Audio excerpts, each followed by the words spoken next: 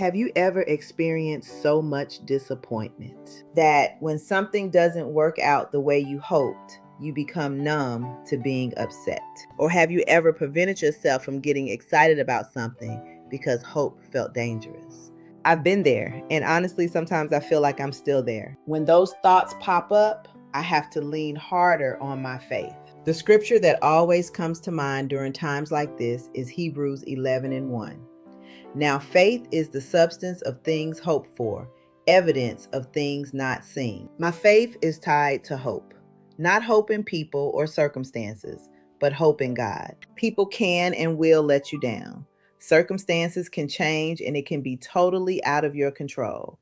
But when I put my hope in God, I can trust that the outcome will work together for my good, even if it doesn't happen the way I want it to or in my timing. Why can I believe this? Because Romans 8:28 says so. The scripture reads, "And we know that all things work together for good to them that love God, to them who are called according to his purpose." So if the substance of my faith is made up of hope, it makes sense for the devil to use disappointment to attack my hope. If you avoid hope, you are avoiding the building blocks that makes up your faith. And without faith, it's impossible to please God. A lack of hope can lead to cynicism and self-preservation. And you start thinking that you don't need anybody. You don't need anybody because you can't depend on anybody, because everyone is always letting you down. At least that's what the devil wants you to think. But we know that the devil is a liar and he's a deceiver. The devil wants to train you to expect less from God.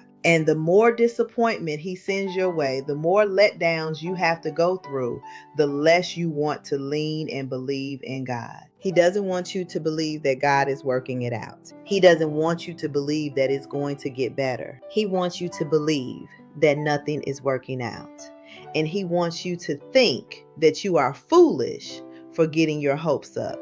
You can experience so much disappointment for so long that your faith becomes shaken. Even the Bible talks about hope deferred making your heart sick. God knows what you are going through, and he is still there to see you through it. He's there to see us through every disappointment. So even if your faith is shaken because hope has been deferred for a long time, know that placing your hope in God will not make you ashamed, will not make you feel embarrassed, because the kind of hope that God gives will never make you regret believing. So the next time you experience disappointment, know that it is only a temporary moment in time. Trust that God is still working and moving on your behalf. So if you wake up tomorrow expecting to be let down, reset your focus on God. Think about what Lamentations 3 verses 22 through 23 says.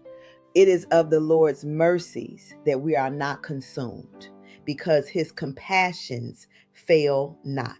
They are new every morning. Great is thy faithfulness. God is faithful to see you through every disappointment and bring you joy. So don't give up on hope. Don't let go of your hope. Maintain hope in God, because your faith is the substance of the things that you hope for, and it is the evidence of things that you can't see yet. God is still working. Be blessed and have a wonderful day, knowing God is always moving on your behalf.